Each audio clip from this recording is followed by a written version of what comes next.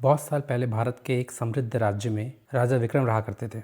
लोग उनसे प्यार करते थे, उनकी प्रजा उनसे बहुत खुश थी। राज्य में पैसा था, इज्जत थी और हर तरफ तरक्की ही थी। लेकिन धीरे धीरे एक चीज़ बदलने लगी। राजा को अपनी तारीफ सुनने की आदत पड़ गई। अब उसे लगने लगा कि वो कभी गलत नहीं हो सकता। जो मंत्री सलाह देते वो उन्हें चुप करा देते, जो बुद्धिमान लोग उनसे समझाते वो उनसे कहते कि मुझे मत सिखाओ, मैं तुमसे ज़्यादा दुनिया देखी है। एक साल राज्य में भयानक सूखा पड़ गया। किसान परेशान थे, अनाज कम हो रहा था। राज्य के सबसे बुद्धिमान मंत्री ने कहा, महाराज तालाब बनवाइए, टैक्स कम कीजिए और अनाज के भंडार खोल दीजिए। राजा हंस पड़ा, तुम मुझे राज्य चलाना सिखाओगे?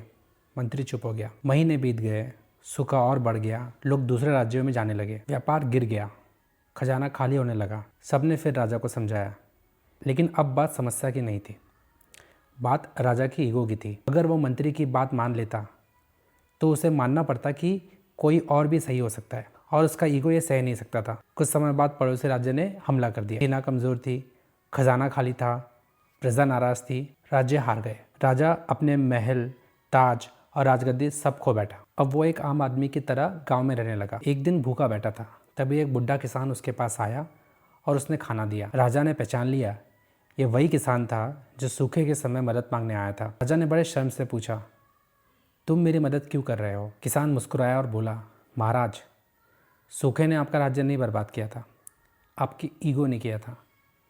राजा की आंखों में आंसू आ गए। उस दिन उसे समझ आया, इंसान अक्सर इसलिए नहीं हारता क्योंकि उसके पास पैसा या ताकत कम होती है।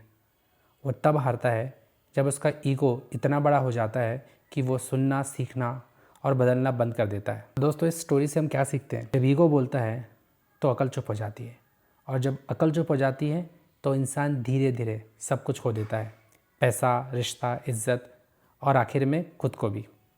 यही मुझे आपसे आज शेयर करना था। जय श्री राम।